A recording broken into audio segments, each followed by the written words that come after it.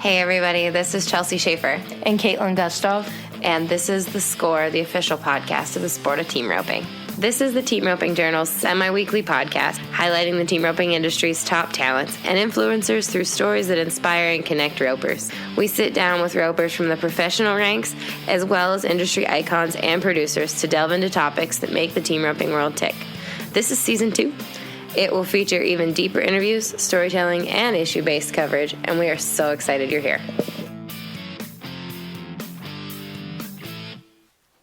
Hi, Caitlin. Hey, Chelsea. Hey, everybody. Welcome to The Short Score. This is a really fun episode of The Short Score because we have... So, I'll backtrack for a second. Yeah. I was in Texas this past week, and I was there to record a bunch of episodes of The Score. But I was also there for the Rope Horse Futurity, which is my favorite event of the year. I might say that about the timed event, too. I guess I have 2 favorite events of the year. But I love the Rope Horse Futurity because I love the horses. I love the potential that Futurity has because I feel like it's just the future of the sport, and I like to be a part of it. But I get to talk to the winners. I got to talk to the winners of the Futurity. Mm-hmm. As soon as they were riding out of the arena, I grabbed Andy Holcomb, who rode Blueberry Please, and Joseph Harrison, who won first and second, and he won the Futurity on dual axle. And so Joseph and Bobby Lewis, who trained and raised that horse, or kind of didn't raise that horse, but had him from the time he was a yearling, I got to talk to those guys. So that's a really fun part of this episode. The other fun part of this episode is a story I'm about to tell you. Mm-hmm. So I told you I would tell you this story when we did the podcast because it's really fun. So Blueberry Please, the horse that won the heading, was definitely a horse that everybody from the very first round noticed and thought, that one stands out. That goes for both the heading and the heeling. He was outstanding in the heeling. Andy will tell you, and he'll tell you in the podcast, he missed in the second round, but it wasn't Blueberry's fault. And everybody thought that horse should have been top 5 in the heeling as well. Mm-hmm. So he's this big gray horse. Well, I say that big. We all thought he was big, but he's not. He's only about 15 hands. Super friendly, super cool to be around. Like when they were taking his win pictures, he had his ears up and was just kind of gawking around looking at everybody. Just a cool horse to be around. Well, I watched most of the Futurity with Trevor Brazil and Larry D. Guy sitting there with my husband. We watched most of the whole deal together. And at one point, Trevor asked me a couple weird questions, but I didn't really think anything of it. Mm-hmm. So then I was texting Larry D. because her and Trevor both didn't get to watch the short round. I was texting Larry D. and she was really in the market for a heel horse. And I said, man, Blueberry Please looked so good all day on the heel, and he just won the heading. Maybe you should try to buy him. She said, okay, go see what you can get done. So I talked to Andy, and he said, man, I think somebody's vetting this horse as soon as the short round's over. Mm-hmm. So, he's getting ready to leave to go get vetted right now. And I thought, man, I let Larry D down. I didn't get to buy the horse. It would have been cool to see that horse go somewhere that I knew. Well, Saturday morning, I'm home with Elise, and I get a text message that's just a picture of a gray butt in a stock trailer, black, ranchy stock trailer, pipe stock trailer, from Trevor Brazil. And that sorry sucker had bought that horse after the first round, pretty much. He had had it picked out. Yeah. So, long story short, I have a feeling that we are going to see Blueberry Please a lot more than just at the Rope Horse Futurity, which is obviously the whole point of the deal. Trevor got Ransom back. Ransom was a horse he and Larry D. had made and sold to Clay Smith. Clay Smith sold him to Wyatt Imus. Trevor just got him back the week before the Futurity.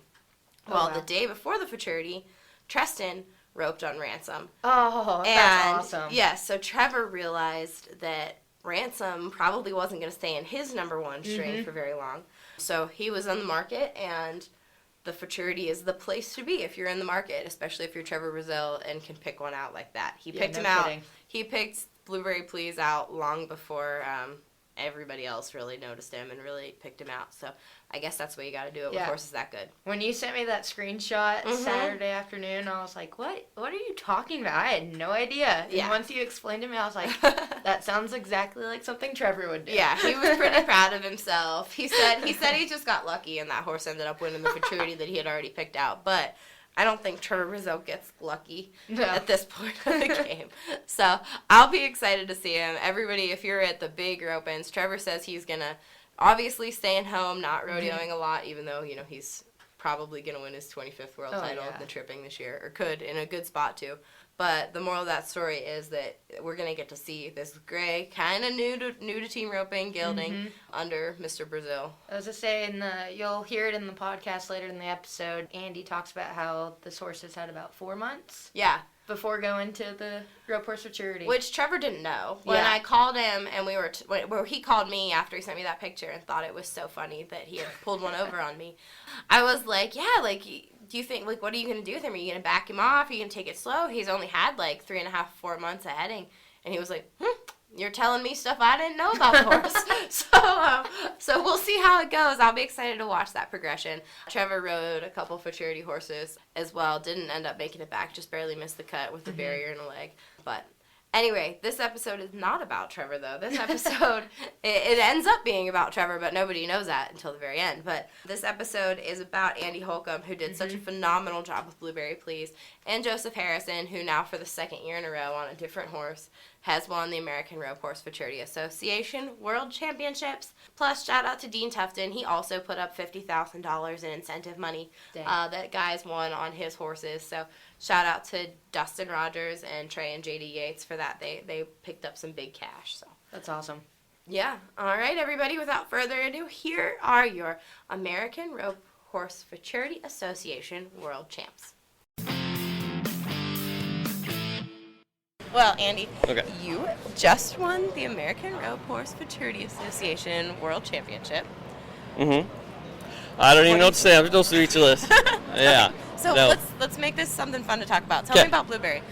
Is that what you call him? Yep, Blueberry. Blueberry? Yep. Okay. Yep. A horse that just makes you look good and makes your job easy is hard to find, and he darn sure did. And he darn sure should have done a lot better in the heeling, too, and I missed the second one. Otherwise, he would have been back in the heeling, too. Yeah, he looks so good in the heeling. Yeah, I would actually more pride him in a heel horse than a head horse. Really? I guess until today. But no, I'm pretty proud of him. He's done really good. Now, where did he come from? Tell me, how long have you had him? I've had him for 4 months. So he came, Steven Silva, I got in Paso Robles, owns him. He had him in cow horse training with Justin Wright down in Santa Maria, Wright's Quarter Horses. And they decided they wanted to sell him 4 months ago and send him up to me to start roping on, and here we are. He just took to it really good and was easy. And he wasn't going to make it as a cow horse? I don't know. I guess not if he's here, They can't all make it, and he didn't want to be a cow horse. He wanted to be a rope horse, I guess. Did you know anything about his breeding? Anything about, like... I don't know a whole lot about Nick's Back Diamond and those, but whatever it is, it worked. It worked. He's a little big, right? How big is he? Shoot, I don't know.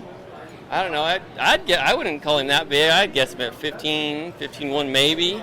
I was sitting watching the whole deal with Trevor and Larry D, and we thought he was huge. Oh, really? All of us thought he looks like a big horse. He does. I think he's got a lot of presence out in the arena. I think that's kind of something that makes a big deal, especially at these horse shows. He doesn't, like I said, I didn't really see him as a big horse, but like I said, when they got a big presence, I think it makes a big difference. Has he been to town a whole lot, been in these kind of high pressure situations? No, this is it. Like I got him 4 months ago and started roping, so this is the first place we've ever been. That's unreal. So no, he's got a good track record, I guess. And we said in the short round, Brad Lund and JD Yates put some major pressure on you. I'm still sweating. Yeah. I'm still sweating right now. The horse didn't seem to care. He let you score. No, I think I cared way more than the horse did. He made up for my bad nerves, I think, for sure. Who was helping you? His name's John Chavez. He's from Los Osos, I believe. And he helped me all the other day, and real good friend, real good healer, real good horseman. Yeah, he's shown a few. I think he's got one coming back really good in the heeling, I believe. What's Blueberry's future? I don't know. He kind of come to me to get sold, and so I guess find him a new owner. I guess it's the play unless the owner wants to keep him. Now I'm not real sure. I sure wouldn't mind keeping him, but you never know. Well, the world champion rope horse is now for sale, so I hope our audience, I'll take commission, from this. That's really exciting. If you were to sell him to somebody, I mean, what would you say about this horse? Like, what's your pitch on this horse? What makes him so good? You know, I think he's just a really just kind horse that, you know, just likes a friend. You know, I think he just needed a friend and needed a good home and go easy, and he took everything good, and I think with that he just kind of he does it himself. He doesn't need to get picked on very much. He just kind of wants to do it. Yeah, I see you've got him in a Hackamore. He doesn't need much? I got him in a Hackamore. Sometimes he'll get a little quick, coming wanting to go left with the steer, and so that's why I got him in that, and that's the only reason I got him in that. But because otherwise, in the heeling, I showed him in a bridle first couple rounds. So. How many steers was he getting a day before this? Was he getting a lot? And you had 4 months. No. This is a crash course. Oh no, my program's pretty slow. Like maybe 5, 6, maybe. I don't know. I go pretty easy. I do a lot of walk scoring. I don't put a lot of heat on them, you know. And I think maybe that's why he took good to it. I don't know. But thank you. But it just seemed to mesh. Like I said, I don't try to just cram it into him. I just kind of let him go easy and let him figure it out. And I guess he did. Have you been here a lot before? Last year was my first year here. Yep, and I did terrible. It was awful. Yeah, I had 2 heel horses, and it was real bad. So so what did you learn? What was the horse just the difference, or did you ride better? I think the horse and maybe a little more confidence, and I've showed in the AQHA a little bit in past years at the World Show and stuff, and I had a little bit of success, and it got in a few situations kind of like this. It didn't go very good, and so that might have been some of my nerves too. One of my nightmare steers is there. It was one of the last steers I run at the World Show, and so I'm not gonna laugh. I didn't say I thought about that when I was out there, but I cleared my head and got caught, I guess. Now, what do you do? Are you a horse trainer? What's your? Yeah, I just ride horses. Yeah, mostly rope horses, a few colts, but yeah, mostly rope horses. We do a little bit of everything. We got a couple cows, and a little bit of everything. Well, I hope I get to see you with Blueberry if you end up buying him, and Sounds if good. not, I don't know if I can afford him. I know, not anymore. Yeah, not anymore. Maybe a month ago. Yeah, exactly. Well, Exactly. Congratulations. Awesome, thank you. All right, I am here with don't make funny faces. I'm here with Joseph Harrison and Bobby Lewis. Joseph, this is your second consecutive title. How does this horse compare to the horse you wanted on last year? Man, he's a really nice horse. He's bred really nice, and you know Bobby's program. He picks them good. We raise all the horses there at the ranch 90% that we ride, but when he buys one at one of them auctions or one of them deals, he ain't playing. He ain't sitting around there with his book, and he ain't over there just because he's messing around. When he buys one of these like this, he's got a reason. There's a point to it. So therefore, I wind up getting to ride a lot of good young horses. Bobby, where did you pick this one out at, and why? Well, he was just an outstanding individual as a yearling. We bought him as a yearling, and I just liked him. Conformation was outstanding. I liked the way he was bred. Just had that look about him, and I just, he looked like to me. Had a lot of potential, obviously, and fortunately, he's lucky enough that he did. So. And you showed him in the cow horse? Yes, we showed him in the cow horse, had him trained good, and he's a nice horse. One little stuff. We got him qualified for the World Show this year in the cow horse, and also the head and heeling both. And fortunately, he's nice, sound, hard knocker, has all the parts. A lot of stop, a lot of run, and just a nice horse to be around. Pleasure to have one like him.